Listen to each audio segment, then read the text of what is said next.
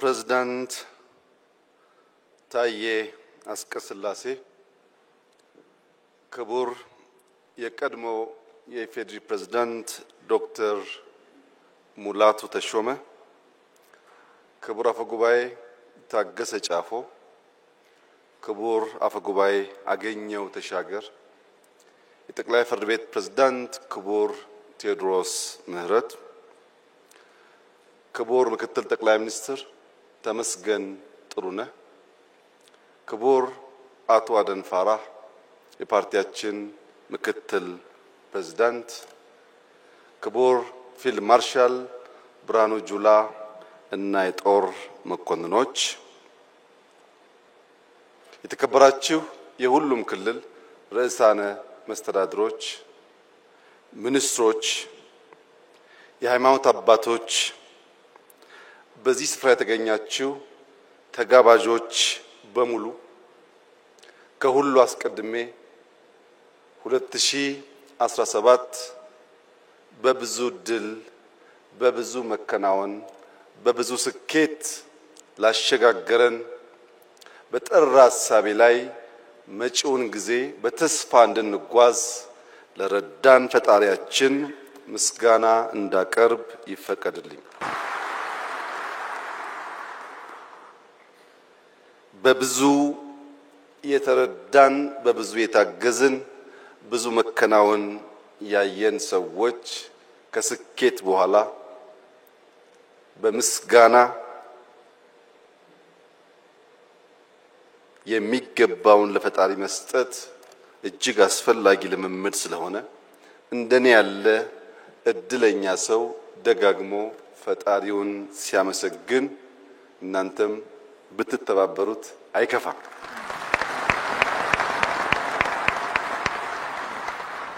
የዛሬውን የመደመር መንግስት የመጽሐፍ ምርቃት አስመልክቶ በተውኔት እጅግ አስደማሚ በሆነ መንገድ መጽሐፍቶቹን የዳሰሱ ወጣቶች ሙያተኞች ምስጋና ይገባቸዋል። እጅግ አድርጌ አመሰግናለሁ።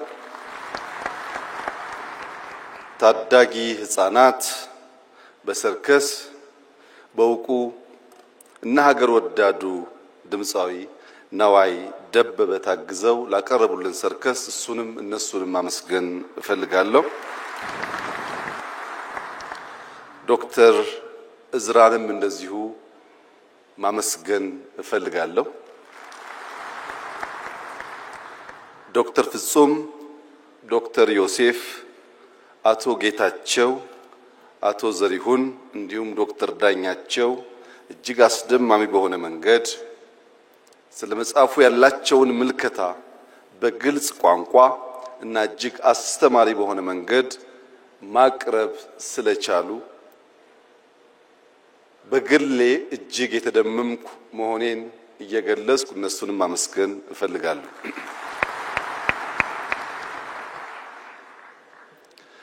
የመደመር መንግስት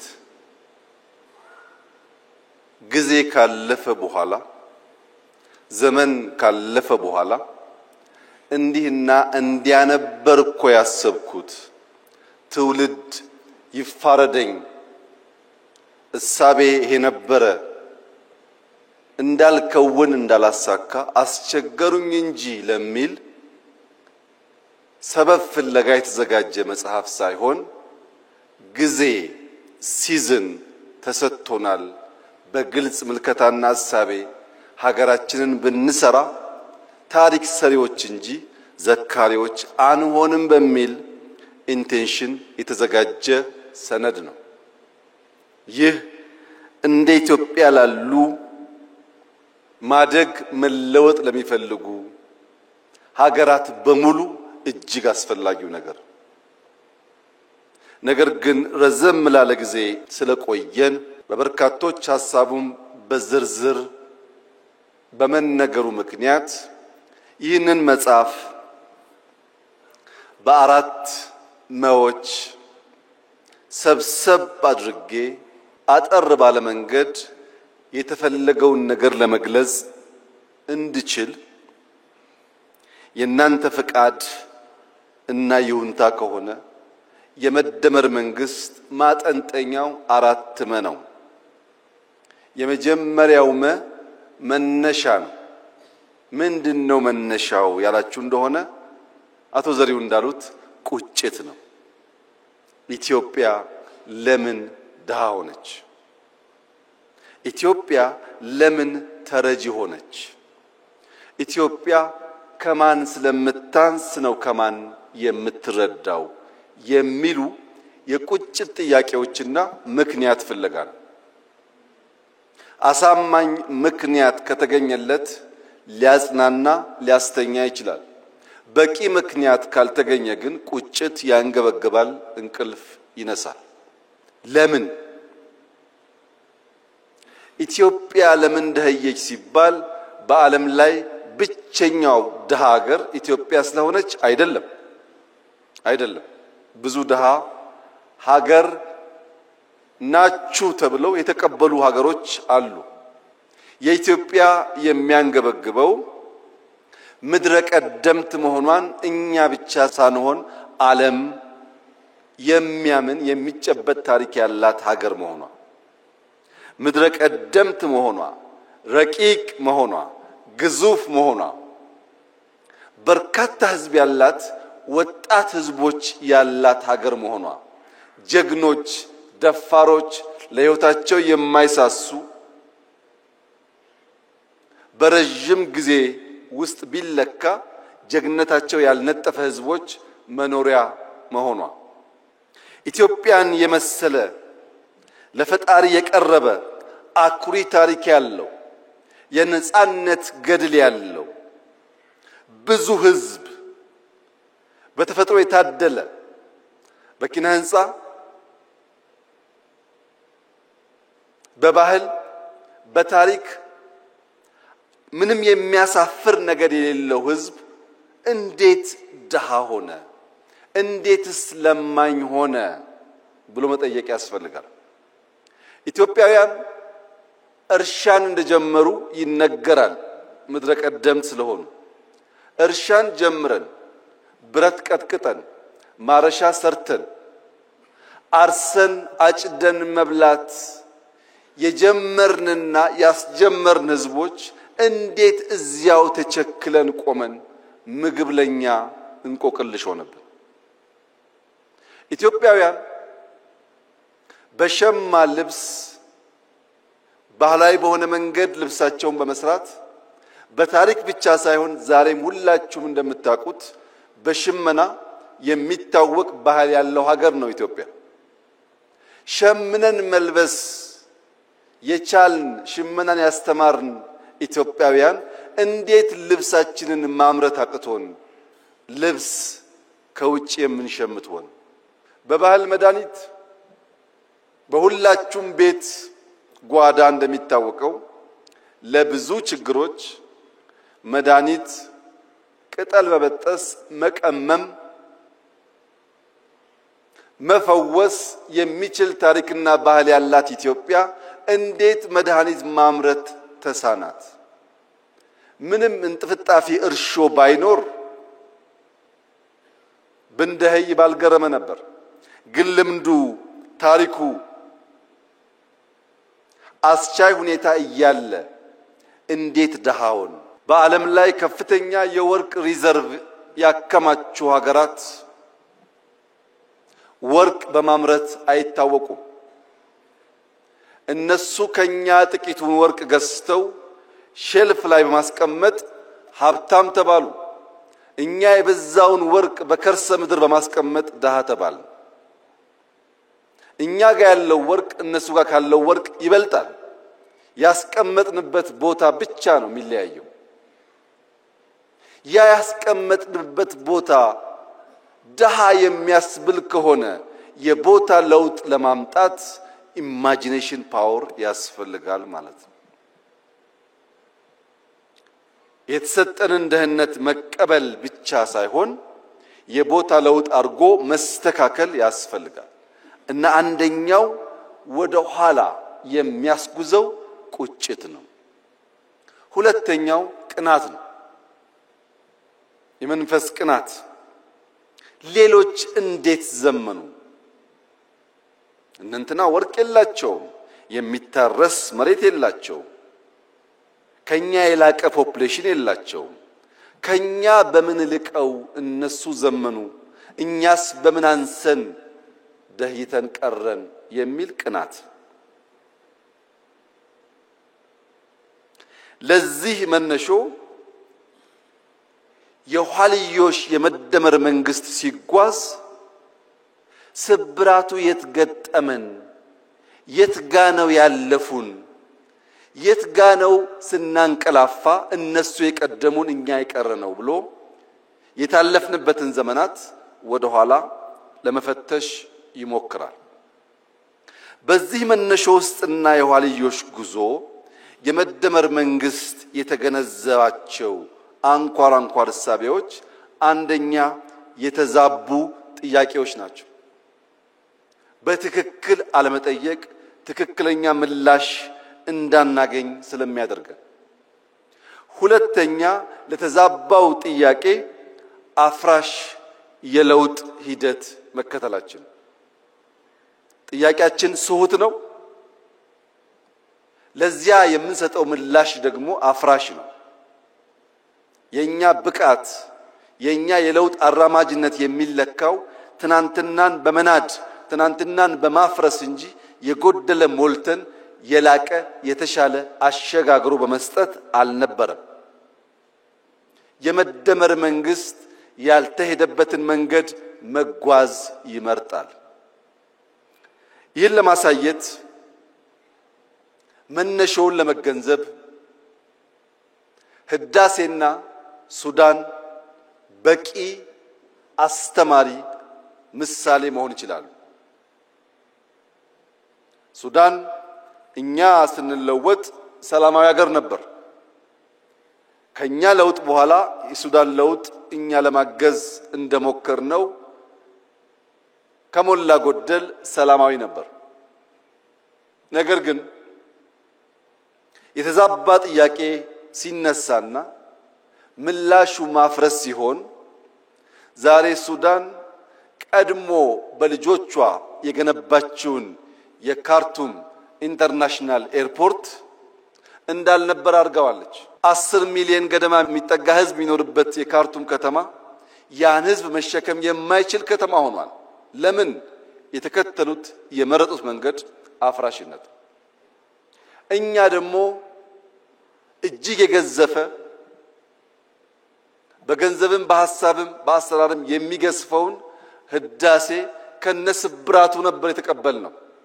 በነገራችን ላይ ሰሞኑን ህዳሴን በሚመለከት ማን ሰራው፣ እንዴት ሰራው፣ የማን ድርሻ ስንት ፐርሰንት ይሆናል የሚል ጉዳይ በእጅጉ አከራካሪ ሆኖ ቆይቷል። ለምን? ስለጨረስ ነው።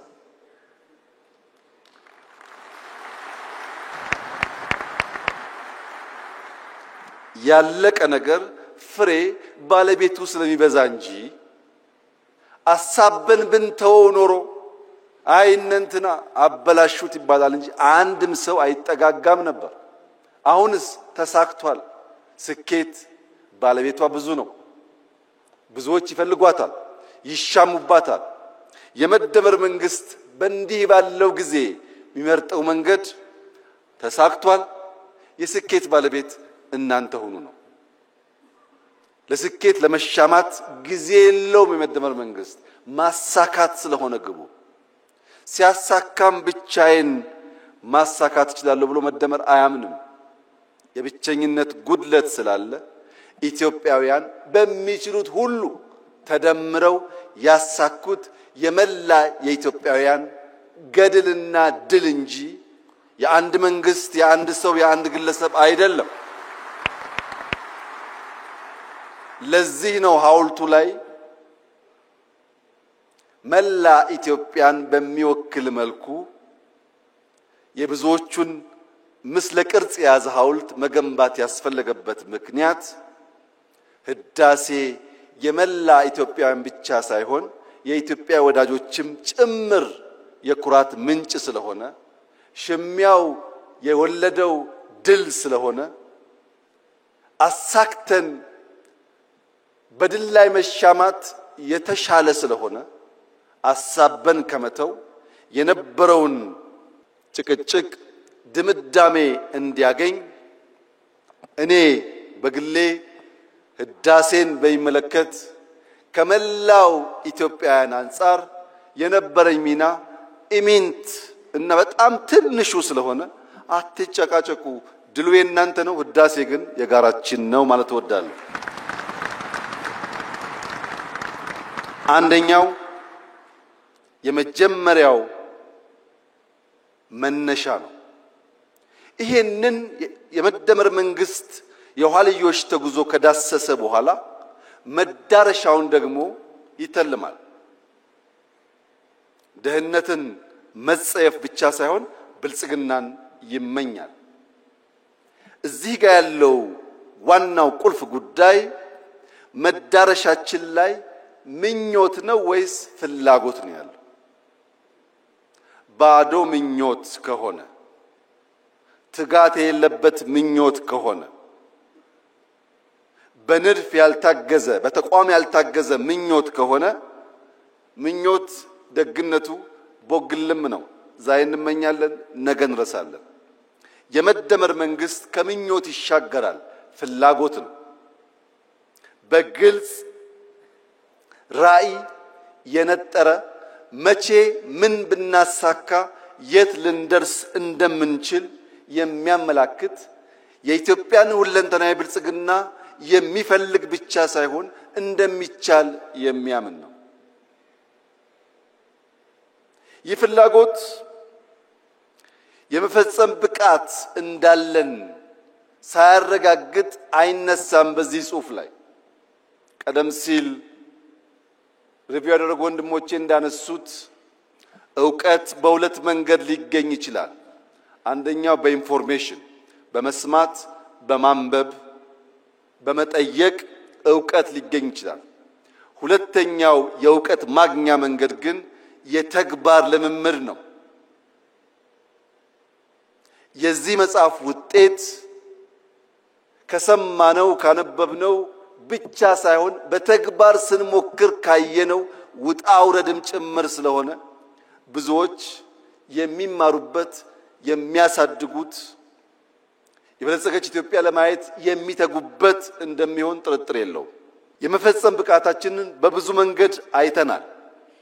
የኛ መሻት የምትመስል ሀገር ሳይሆን የምትመሰል ሀገር መፍጠር ነው።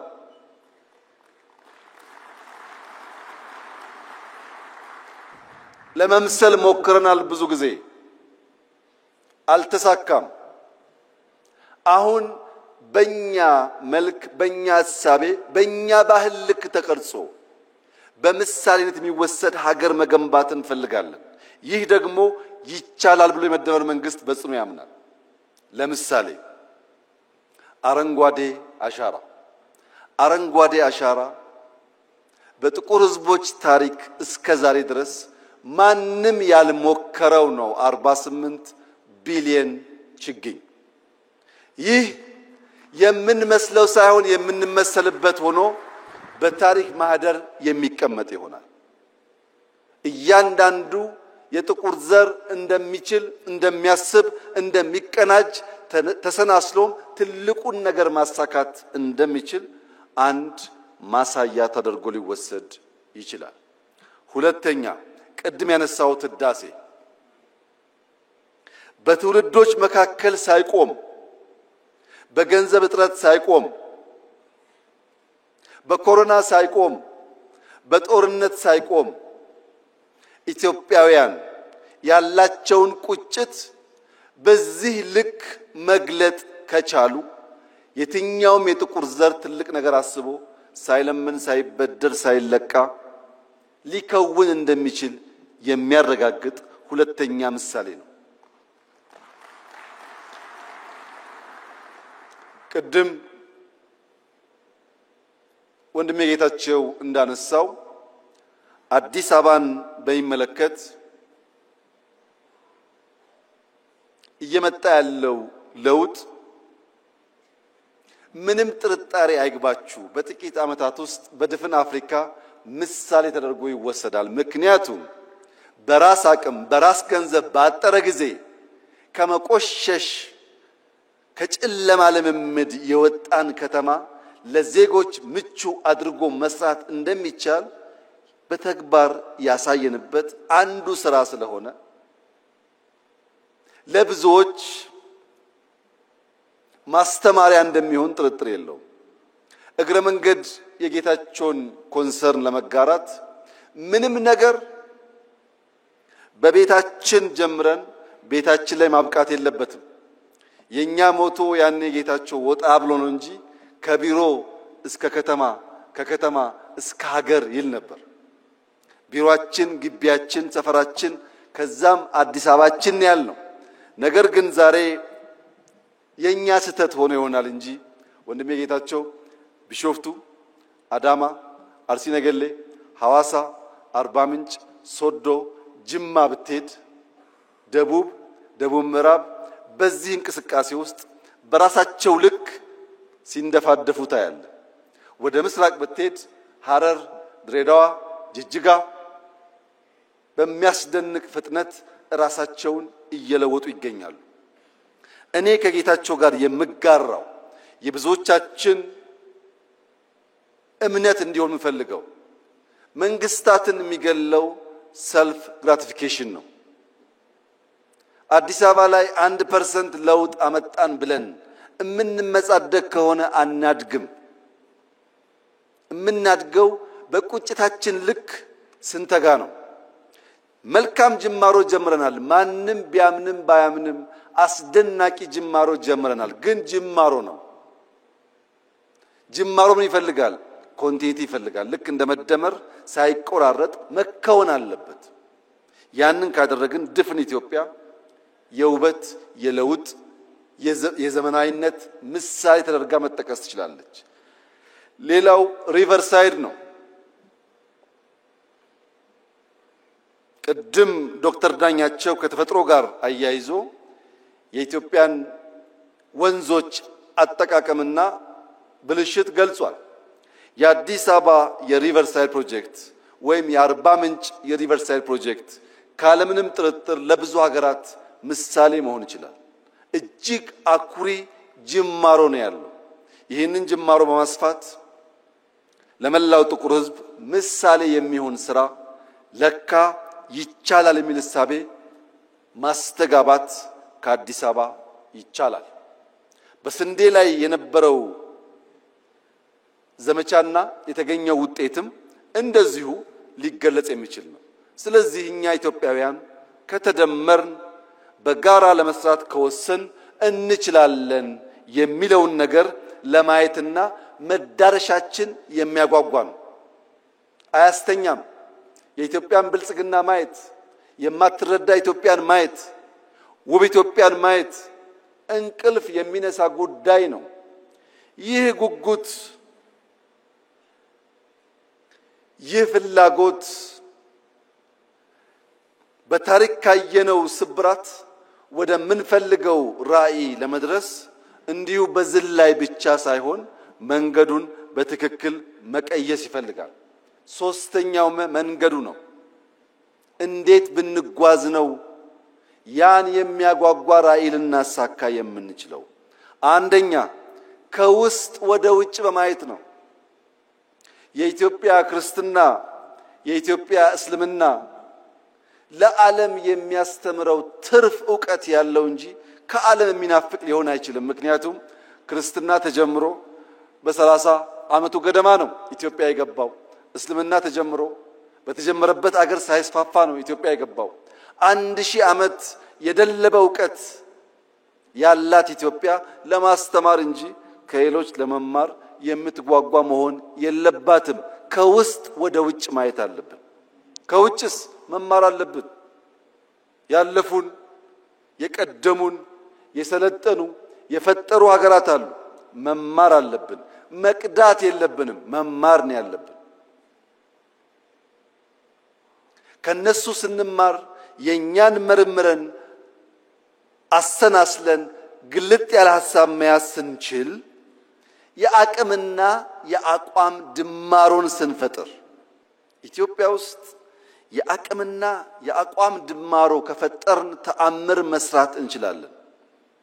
የአቅምና የአቋም ድማሮ ግን መፍጠር አስቸጋሪ ሆኖ ለሚታየን ዜጎች የዛሬው መድረክ በቂ አስተማሪ ይመስለኛል።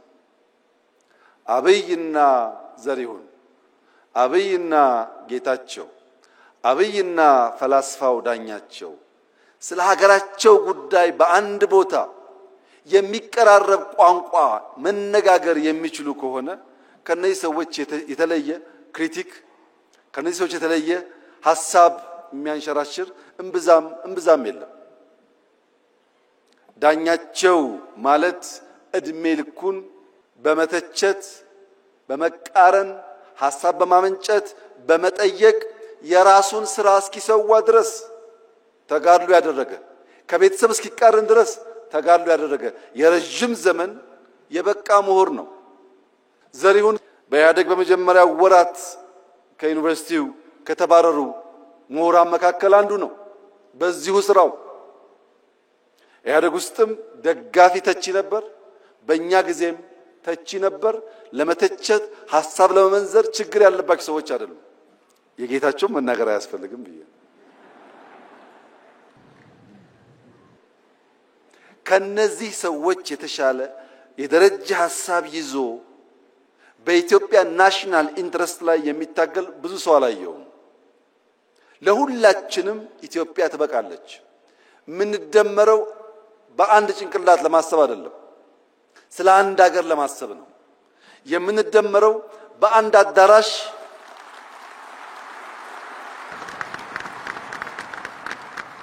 አዳራሽ ተወያይተን በዚያው አዳራሽ ሐሳብ ለመቋጨት ብቻ አይደለም፣ ከአዳራሽ ውጪ የሚንሸራሸሩ ሐሳቦች ካሉ ለማድመጥ ዝግጁ በመሆን ጭምር ነው። የተከበራችሁ ታዳሚያን፣ በኢትዮጵያ ታሪክ እንደዚህ ዘመን ሁሉም ሰው ተናጋሪና ተንታኝ የሆነበት ዘመን አልነበረም። አንዳንዴ ለቀደሙት መንግስታት ሳስብ እንደ ዛሬ ፌስቡክ፣ እንደ ዛሬ ዩቲዩብ፣ እንደ ዛሬ ዝም ብሎ መናገር ቢቻል ኖሮ ምን ያደርጉ ነበር እያልኩ ፈራለሁ። ምክንያቱም 97 ዓመተ ምህረት እነ ፕሮፌሰር ብርሃኑ ነጋ እና ሌሎች ታዋቂ የኢትዮጵያ ፖለቲከኞች አዲስ አበባን በሚያምሱበት ዘመን አንድ ቲቪ ብቻ ነበረን፣ ኢቲቪ የሚባል። ፋና እንኳን ቲቪ አልነበረው። ኢሳት አልነበረም። በአንድ ቲቪ ያን ያክል ከታመስንና ያን ያክል ከሞትን እንደ ዛሬ በመቶዎች የሚቆጠሩ ቲቪዎች ባሉበት ጊዜ ውስጥ ያ ትኩሳት ቢኖር መንግስታት ሾክ አብዘርቨር ኖሯቸው በትዕግስት ለማድመጥና ለማለፍ ካልቻሉ ኢትዮጵያ ውስጥ ምን ሊፈጠር እንደሚችል ሁላችሁ ማሰብ አይሳናችሁ። ሾክ አብዘርቨሩ በርከት ያሉ ሾኮችን የሚሸከምበት ዋናው ምክንያት የሚያጓጓ ራዕይ ስላለ ነው። እልህ፣ ወኔ፣ ቁጣ ጠፍቶ ሳይሆን ያ የሚያጓጓው የብልጽግና ራዕይ ግድ የለም እኛ ስንረገጥ ነገር እንዳያልፈን በትዕግስት አብዞርብ ያደረግን ብንሻገር ይሻላል የሚል ምርጫ ስለወሰድን ፕሮፌሰር ብርሃኑ ነጋ፣ አቶ ጌታቸው ረዳ፣ አቶ መላኩ አለበል እና ሌሎች ባለስልጣናት በጋራ ሆነው የኢትዮጵያን መንግስት የሚመሩ ከሆነ የኢትዮጵያ መንግስትም ሐሳብ እና ብቃት ካላቸው ለመቀበል ዝግጁ ከሆነ ቢያንስ በመጽሐፍና በንግግር እንጨቃጨቅ ይሆናል እንጂ የሚያደባድብ የሚያጋድል ምክንያት የለም ማለት ነው። ስለዚህ መንገዱ በተቻለ መጠን ኢትዮጵያውያንን በጋራ ራዕይ ላይ መሰብሰብ ያስፈልጋል ብሎ ያምናል። ኢትዮጵያውያን በጋራ ራዕይ ከተሰባሰቡ በኋላ ስብራት ለይተን መፍትሄ ማበጀት ደግሞ ያስፈልጋል። የኢትዮጵያ የእድገት ጉዞ ስብራት፣ የኢትዮጵያ ፖለቲካል ችግር ስብራት ዋነኛው ጉዳይ የጥላቶቻችን አጀንዳ ነው። ይሄም መለያየት ነው። ዘር፣ ሃይማኖት፣ ጾታ፣ ሰፈር፣ መንደር እየተባለ መለየት ነው። ለዚህ መፈወሻ መድኃኒት ደግሞ መደመር ብቻ ነው። እኛ መደመር ስንል ጠላቶቻችን ይደነግጣሉ። ምክንያቱም ስንደመር እንዴት ያለ ታሪክ እንደምንሰራ በጥንት ዘመን የኢትዮጵያ ታሪክ ስለሚታወቅ ኢትዮጵያውያን ትግሬ፣ ኦሮሞ፣ አማራ፣ ጉራጌ፣ ወላይታ፣ ሲዳማ ባንባባል ያ ቢከበር በጋራ መቆም ብንችል መፍጠር እንችላለን። በአስፈላጊ ቦታ ደግሞ መዝለል እንችላለን። መከተል ሳይሆን መዝለል እንችላለን። ከተቀባይነት ተከታይነት መላቀቅ እንችላለን። ሐሳብ ተቀብለን፣ ገንዘብ ተቀብለን፣ ሚሽን ተቀብለን ኢትዮጵያ ላይ መለማመድ ተገቢ አይመስለኝም። የብዙዎች ችግር ፊዚካሊ አልተገዛንም ብንልም ቨርቹዋሊ በብዙ የቆሸሹ ሐሳቦች የተገዛ ስብስብ ያለበት ሀገር ነው ኢትዮጵያ። የሰውን ሐሳብ ከናሽናል ኢንተረስት አንፃር መመዘን ከተቸገርን እዚያ ማዶ የምንሰማው ሁሉ ትክክል ከሆነ ለመመርመር ማንዘጋጅ ከሆነ የኢትዮጵያን ብልጽግና ማረጋገጥ እንቸገራለን። ስለሆነም መደመር አለብን። የምንደመረው መከፋፈል የኛ የኢትዮጵያውያን ሐሳብ ሳይሆን ኢምፖዝ የተደረገ ቶት ስለሆነ ያለ መከላከል እንደመራለን። ሌላው በጉዟችን ማየት ያለብን ነገር የስነ ልቦና ስብራት ነው። ተሰብረናል፣ አንችልም ባዮች ነን። ይሄ ነገር አዲስ አበባ ነው፣ ይሄ ነገር ኢትዮጵያ ነው። የአዲስ አበባን ኮሪደር ዲዛይን ያደረገላችሁ ማን ነው? ገንዘቡስ ከየት መጣ? ማን ነው ኮንትራክተሩ? ለምን ኢትዮጵያውያን አንችልም ብለን ተቀብለናል። አንችልም ስላል ባለቤት ይፈለግለታል። ጥሩ ነገር ከታየ የኛ አይደለም የሌላ ሰው ነው። ይሄ የስነ ልቦና ስብራት ከላይ እስከ ታች ነው ያለው።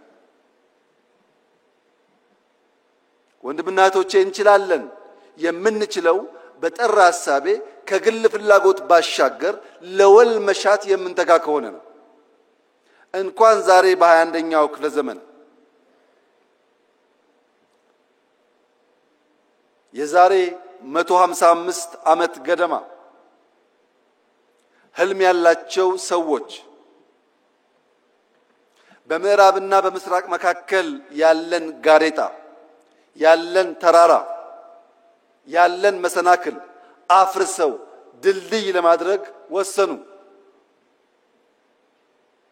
በምዕራብና በምስራቅ መካከል የሚደረገውን የንግድ ጉዞ በ8900 ኪሎ ሜትር ለመቀነስ ስዊስ ካናል የሚባል ተራራ ስዊስ ካናል የሚባል ግድግዳ ማፍረስ ወሰኑ። ስዊስ ካናል 193 ገደማ ኪሎ ሜትር ነው። ያን ሲወስኑ እንደዛሬ በቂ ማሽን አልነበረም። እንደዛሬ የሚመች የኮንስትራክሽን አቅም አልነበረም። ብዙዎች ሞተዋል ያን ለማሳካት። ሲያልቅ ግን 8900 ኪሎ ሜትር የ10 ቀን ጉዞ በምዕራብና በምስራቅ የዓለማችን ክፍል አሳጥሯል። ለምን? ንግድ ወሳኝ ነው። ለንግድ የሚመች መንገድም ወሳኝ ነው። በኢትዮጵያና በህንድ መካከል ድልድይ እንጂ ዳገት አልነበረም በታሪካችን። ለዚህም ባህላችን በርካታ ነገሮቻችን ይተሳሰራሉ። ዛሬ የኛ የሆነውን ቀይ ባህር መልሶ ለመጠየቅ የሚሰጋ የሚጠራጠር ትውልድ መፈጠሩ የስነ ልቦና ስብራት አካል ነው። አንችልም ብሎ ነው የሚያስበው። እኔ ላረጋግጥላችሁ ወዳለው ኢትዮጵያ ትችላለች። የዛሬ 155 ዓመት ስዊስ ካናል በጀግኖች ልጆቻቸው መስዋዕትነት ያሳኩ ሰዎች ዛሬ እፎይ ብለው በአመት በትንሹ $10 ቢሊዮን ላፍ ያደርጋሉ። ስዊስ ካናል ሲሰራ እዚህ ኢትዮጵያ ውስጥ ወይም ደቡብ አፍሪካ ወይም ናይጄሪያ የሞቱ ሰዎች ነበሩ። ሰው ይወለዳል ይሞታል፣ ግን ታሪክ የላቸው። ስዊስ ካናል ሲሰራ እየሰሩ በሐሩር ምክንያት በምግብ እጥረት ምክንያት በመድኃኒት እጥረት ምክንያት የሞቱ ሰዎች ግን ዛሬም ታሪካቸው ሕያው ነው።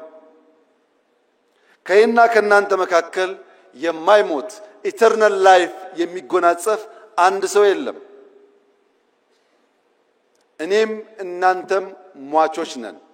የማይሞት ታሪክ ሰርቶ የሞተ ሰው ለዘላለም ስሙ በትውልድ መካከል የሚተላለፍ ስለሚሆን ኢትዮጵያን የሚያክል ሀገር ኢንካፕሱሌትድ ሆና ለልጆቻችን መሸጋገር አለበት ብሎ ማመን ተገቢ ሐሳብ አይደለም። ተገቢ ሐሳብ አይደለም። ይሄን ለማሳካት ውጊያ ግጭት ያስፈልጋል ብለን አናምንም። ለዚህም ነው ለ5 ዓመታት ስንለማመጥ የነበረው። አሁንም በሰላም በዓለም ሕግ መሰረት ኢትዮጵያን ከዘጋት በርና ድሃ ካስባላት መጠሪያዋ መገላገል አለባት ብለን ስለምናምን በየትኛው መድረክ ከኢትዮጵያ ጋር በሰላማዊ መንገድ ለመነጋገር የሚፈቅድ አካል ካለ እጃችን ከምን ጊዜውም በላይ የተዘረጋ ነው። ነገር ግን ኢትዮጵያ የጂኦግራፊ እስረኛ ሆኗ ለዘላለም ትኖራለች ብሎ የሚያስብ ኢትዮጵያዊ ካለ እርሱ የሞተ ነው። ሰላም ታስቀድማለች፣ ደህንነትን ትፋለማለች፣ መውጫ መግቢያ በሯን ታበጃለች። ይህ አይቀሬ ጉዳይ መሆኑን ተገንዝበው ወንድም እህቶቻችን በፈጠነ ጊዜ ለድርድር ራሳቸውን ዝግጁ እንዲያደርጉ ማድረግ ነው። ይሄ መንገድ የአቅምና የአቋም ድማሮ ስለሚያመጣ የአቅምና የአቋም ድማሮ ሲፈጠር ደግሞ የኔ ህልም ፓርላማው ለምስራቅ አፍሪካ ወንድሞቻችን ይሄን ያክል ቢሊዮን ይበቃል ይሄን ያክል አይበቃም ብሎ በጀት ላይ መከራከር የሚጀምርበትን ጊዜ ማየት ፈልጋለሁ። ኢትዮጵያ ማገዝ አለባት። ልክ ሌሎች እኛን ለማገዝ ተከራክረው እንደሚወስኑት እኛም ወንድሞቻችንን ለማገዝ በግልጽ ህግና ስርዓት ተከትለን ተወያይተን ገንዘብ አሎኬት አድርገን ወንድሞቻችን የምናገዝ መሆን አለብን። ያ እንዲሆን ደግሞ አራተኛው ማ ያስፈልጋል መንግስት ማለት በዓለም ላይ ከተፈጠሩ ነገሮች ሁሉ የሚበልጠው ትልቁ ፈጠራ ማለት ነው። ኒውክሌር ሳይንስ አይደለም፣ ስፔስ ሳይንስ አይደለም፣ አርቲፊሻል ኢንተለጀንስ አይደለም። ትልቁ ፈጠራ መንግስትን መፍጠር ነው። አልበርት አንስታይን E=mc² ያለውን ቀመር መንግስት አልቦ በሆነ ሁኔታ ውስጥ ቢቀምረው ታቅፎት ይቀር ነበር። ያን ፈጠራ ያን ህልም እውን ያደረገው መንግስት ነው። ማንኛውም ፈጠራ መንግስት ባልጠነከረበት ሁኔታ ይመክናል። ይህ መንግስት ከፈጠራው ሁሉ ለየት የሚያደርገው ምንድነው ያላችሁኝ እንደሆነ የአፈጣጠር መነሾው ነው። ተፈጥሯዊ ስለሆነ ነው። ቤተሰብ ከሚባል እጅግ መሰረታዊ ተቋም አድጎ በርከት ያሉ ማህበረሰቦችን የሚያቅፍ የተገለጠ ራዕይ ያለው ሃይራርኪ ያለው የጋራ ህልም ያለው ለጋራ ኮዝ በጋራ የሚሰራ ተቋም የሰው ልጅ መፍጠር በመቻሉ ነው ሰርቫይቭ ማድረግ የቻለውም እንጂ ግማሹ የዓለም ዜጋ የአውሬ ራት ሆኖ ሊቀር ይችል ነበር። መንግስት ወሳኝ የሚሆንበት ዋናው ምክንያት ዛሬ ላይ ቆሞ ነገን መስራት በመቻሉ ነው። ያለነው ዛሬ ነው። እምናወራው ስለ መውጫ መግቢያ በራችን ነው። ያ መውጫ በር ሲሳካ እዚህ ካለነው ግማሻችን ላንኖር እንችላለን። ነገር ግን ልጆቻችን በተዘጋ ሀገር ውስጥ የሚኖሩ ደሃና ለማኞች ሳይሆኑ የታሪክ ሰሪ ልጆች ሆነው ልማታቸውን አፋጥነው ወንድም ህዝቦች የሚደግፉ ይሆናሉ። ነገን ዛሬ ላይ ማየት መስራት ለሚለው ቀለል ባለ መንገድ ለመገንዘብ ኢትዮጵያውያን የአፍሪካ እግር ኳስ ጨዋታ በመጣ ቁጥር ያዝናሉ፣ ይተክዛሉ፣ ይተቻሉ። ለምን? የኢትዮጵያ ብሔራዊ ቡድን በእንደዚያ ባለው መድረክ ልክ እንደ ሩጫው ስመጥር ስራ ሲሰራ ስለማያዩ ዛሬ በእርግጠኝነት ምነግራችሁ የዛሬ 10 ዓመት ቢበዛ የዛሬ 10 ዓመት የኢትዮጵያ ብሔራዊ ቡድን በአፍሪካ ውስጥ አስደናቂ ስራ ሰርቶ እኛም እንደሌሎቹ የምንተክስ ሳንሆን በአፍሪካ መድረክ በዓለም መድረክ በልጆቻችን የተካነ ብቃት የምንኮራበት ጊዜ ይመጣል።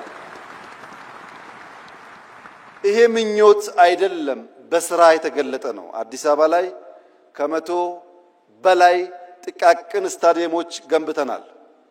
በየሰፈሩ እንደምታዩት። ለምን? እሱን ሳትሰራ ቴሌቪዥን እያየ ብትቆጭ ከቁጭት ባሻገር ውጤት ታያትችልም። ፋውንዴሽኑን ብትሰራ ግን ነገ ለውጥ ይመጣል። ለዚህ ነው መንግስት ዛሬ ላይ ሆኖ ነገን የሚተልመው። የዛሬ 2 ዓመት 3 ዓመት ባይደርስልኝ 5 6 7 10 ዓመት ላይ ኢትዮጵያ ጠንካራ ቲም እንዲኖራት ዛሬ ኢንቨስት ማድረግ አለብኝ ብሎ መንግስት ይሰራል። ይሄ አንዱ ማሳያ ነው። ሁለተኛው ማሳያ የትምህርት ጥራት ነው። የኢዜማው ሊቀመንበር የሚመራው የትምህርት ሚኒስቴር የትምህርት ጥራት ማረጋገጥ አለብን ብለን ሮድማፕ አውጥተን ከወሰን በኋላ በመጀመሪያው ዓመት በሁለተኛው ዓመት የነበረውን ጩኸት ታውቃላችሁ። በዚህኛው ዓመት ለውጥ መጥቷል። በሚቀጥሉት 2-3 ዓመታት የምንፈልግበት ስንደርስ 15% ገደማ በየትኛውም የትምህርት ገበታ ሊወዳደሩ የሚችሉ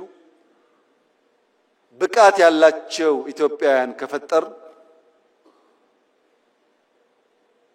ቀድም ያለውን ብልጽግና በምኞት ብቻ ሳይሆን በግልጽ መንገድ እንከውነዋለን ማለት ነው። በቅርቡ ኢትዮጵያ የኒውክሌር ፕላንት ስራ ጀምራለሁ ብላ ማወጇ ይታወቃል። አንዳንዶች ከኢነርጂ ጋር ብቻ አገናኝተው አይተውታል። እዚህ ያላችሁ ሰዎች መገንዘብ ያለባችሁ በኒውክሌር ቴክኖሎጂ ላይ ኢትዮጵያ መስራት ስትጀምር የሕክምና ሳይንስ ያድጋል፣ ፕሪሲሽን ፋርሚንግ ያድጋል፣ የውሃ አጠቃቀም ያድጋል። አሁን የምናወጣቸው ተማሪዎች የሚመራመሩበት፣ የሚሰሩበት፣ የሚያድጉበት፣ የሚወዳደሩበት አቅም ይገነባሉ። ኢነርጂ ብቻ አይደለም። ራሽያ የዛሬ 80 ዓመት ያሳካችውን የኒውክሌር ኢነርጂ ኢትዮጵያ ዛሬ መከወን ፈልጋለሁ ስትል የሚጠራጠር ኢትዮጵያዊ እውን አለ ብሎ መውሰድ ይቻላል? የሚንቀሳቀስ ሮቦት ካልሆነ በቀር ህሊና ያለው ሰው የዛሬ 80 ዓመት የተሞከረና የተሳካን ነገር ዛሬ ለመጀመር እንዴት ድፍረት ያጣል? ኢትዮጵያ ትችላለች፣ ትጀምራለች፣ ትጨርሳለች። መንግስት ነገ ላይ ሆኖ ዛሬን ማወቅ አለበት። ዛሬ ላይ ሆኖ ነገም ብቻ ሳይሆን ነገ ላይ ሆኖ ዛሬን ማወቅ አለበት። ዛሬ ያለ ውስን አቅም፣ ዛሬ ያለ ስብራት፣ ዛሬ ያለ እንካ ሰላምታ የሚቀጥል ከሆነ የልጆቻችን ዕጣ ፈንታ ግልጽ ነው። ስደት ነው፣ ልመና ነው። እኔና እናንተ ያየነው መከራ ልጆቻችን እንዳያዩ ከፈለግን ዛሬ ላይ ሆነን ለነገ ስብራት መጠገን አለብን። አንደኛው ስብራት ትልቅ ሆነን ሳለን፣ ብቁ ሆነን ሳለን፣ ማከናወን የምንችል ሆነን ሳለን በስነ አእምሮ አንሰን መገኘታችን ነው።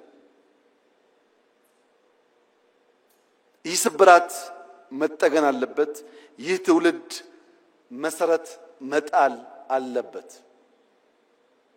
የመደመር መንግስት ሲጠቀለል የሚያነሳው ዛሬ ላይ ሆኜ ነገን፣ ነገ ላይ ሆኜ ዛሬን በምልልስ በምናብ እየቃኘው እየተጋውና እየሰራው ለልጆቼ የተሻለ ዓለም መፍጠር እችላለሁ ብሎ ያምናል። ይሄንን በሚመለከት በዚህ ያላችሁ ሰዎች እንድትገነዘቡ የምፈልገው ይሄ መጽሐፍ ሙሉ አይደለም። የጻፈውም ሰው ሙሉ አይደለም። ሐሳብ ያላችሁ ሰዎች ያላችሁ እንደሆነ ይሄንን የሚቃረን ሐሳብ ጽፋችሁ ብታቀርቡልን ለማንበብ ብቻ ሳይሆን ለመማር ብቻ ሳይሆን የእናንተ ይቃል ለመመስከርም ጭምር ዝግጁ መሆናችንን ከወዲሁ ለመግለጽ እፈልጋለሁ። ምሁራን ተቹት፣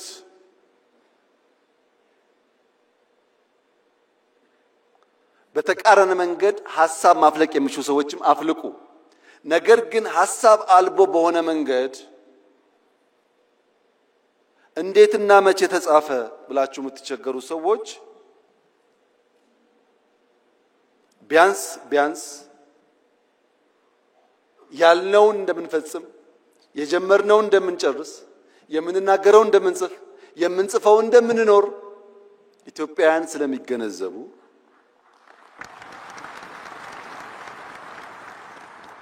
በውስጥ ያላችሁ ዋናው ትምምን የሚያስፈልገው በውስጥ ላሉ ሰዎች ነው። በውስጥ ያላችሁ ሰዎች ላለፉት 2 ዓመታት ምን አይነት መንግስት ነው የሚያስፈልገው የሚለውን በስልጠናዎቻችን ላይ ስንወያይበት ስንመክርበት የቆየነው ሐሳብ ስለሆነ ስታነቡት ግልጥ ብሎ የመደመር መንግስት ያ የመከርንበት የሰለጠንበት የተወያየንበት ጉዳይ ለእኔና ለእናንተ ብቻ ሳይሆን ውጭ ላለውም ዓለም የተዘጋጀ መሆኑ በደንብ ይገለጥላችኋል። 2019 ዳቮስ በሄድኩበት ጊዜ ፍሪሊዮን የሚል ተውት እንዳየው ነግሬያችሁ ነበር። ተደጋጋሚ ስልጣን ተሰጥቶበታል። ያን በሚመለከት ጅማሮ ስራዎች አሉ። ምናልባት የመጨረሻው የመደመር መጽሐፍ ሊሆን ይችላል። ያም ርዕሱ ከወዲሁ እንድታቁት የመደመር ስሌት በፍሪሊዮን ነው የሚለው። የመደመር ስሌት ከእያንዳንዱ ሰው አንፃር እያንዳንዱ ሰው ራሱን በማካፈል ራሱን በመስጠት ከራሱ በመስጠት በዚያ ውስጥ ማትረፍን እንዴት እንደሚለማመድ የሚያሳይ ሰነድ ነው። መጽሐፍ ለምትወዱ መጽሐፍ ማንበብ ለምትወዱ ቀላሉ ምክሬ እድሜ ለቴክኖሎጂ ነገር ሁሉ ቀሏል። ኦዲዮ ቡኮች አሉ። ስፖርት የሰራችሁ ወክ ያደረጋችሁ ማድመጥ ይቻላል። ማንበብ፣ ሐሳብ መሸመት፣ ሐሳብ መገብየት ከመጽሐፍት ብቻ ሳይሆን ከኢትዮጵያውያንና ከሀገር ሽማግሌዎች መማር ይቻላል። በተቃራኒ መድረክ ላላችሁ ለምትቃወሙ ሰዎች የመጨረሻ መልእክቴ ከኦሮሞ አባቶች አባባል የተዋስኩትን በመውሰድ ያ መርህ እንደሆነና መርሃችሁ እንዲሆንም በመምከር ጭምር ይሆናል። የኦሮሞ አባቶች ነገር ግራና ቀኝ ሲልባቸው ከህልማቸው የሚጋጭ ነገር ሲፈጠር ካን ኦብሳ ካን ሞጎርሳ ይላሉ። ገሪ ጎርሳ ገሪ ሞኦብሳ ሙለተኬት አዴሙ ቀብዳ ይላሉ። ከፊሉን እየታገስክ ከፊሉን እየመከርክ ወደ ራይ መጓዝ አለብህ ይላሉ።